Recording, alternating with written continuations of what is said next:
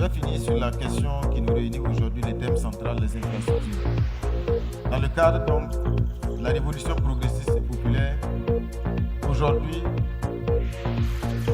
le camarade président du Faso, comme le camarade capitaine Thomas Sankara l'avait dit, ose inventer l'avenir.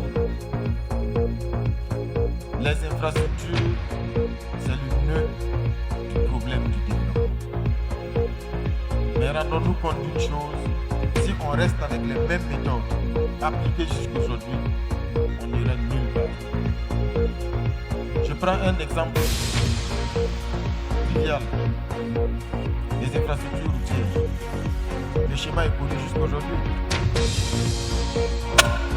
Par avoir un partenaire qui va financer les études.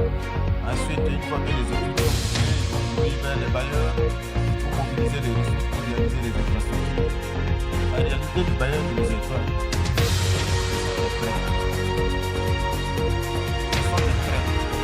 Et le drame dans cette approche, c'est que nous avons beaucoup d'infrastructures routières pour faire un peu de frais. Vous connaissez la même pour celles qui sont réalisées dans les règles. Je ne parle pas des infrastructures qui ont fait l'objet, qui ont été bâclées, si on peut le dire ainsi. Au bout de 2, 3, 4, 5 ans, les infrastructures routières commencent à se dégrader. Elles ont besoin soit de réhabilitation ou de reprise totale. Alors on se mobilise encore. Donc, il faut aller voir, il y a tel partenaire qui est prêt à accompagner la réhabilitation. Mais ce qu'on oublie, c'est que le premier prêt qu'on avait pris, on n'a pas fini de le payer.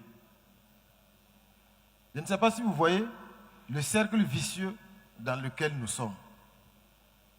Si on reste dans ce cercle vicieux, on n'ira nulle part.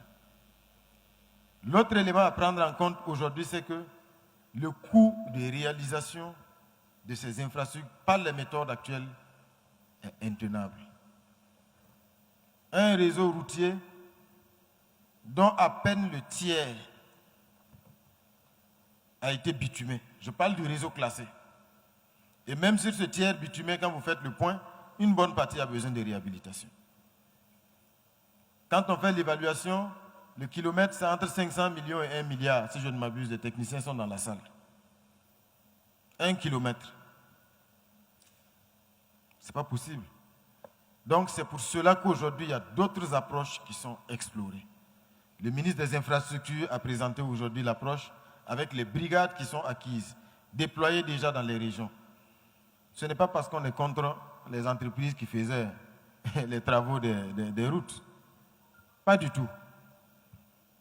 Mais c'est parce qu'on se rend compte que si on ne change pas de méthode et assumer courageusement de nouvelles approches, on n'ira nulle part.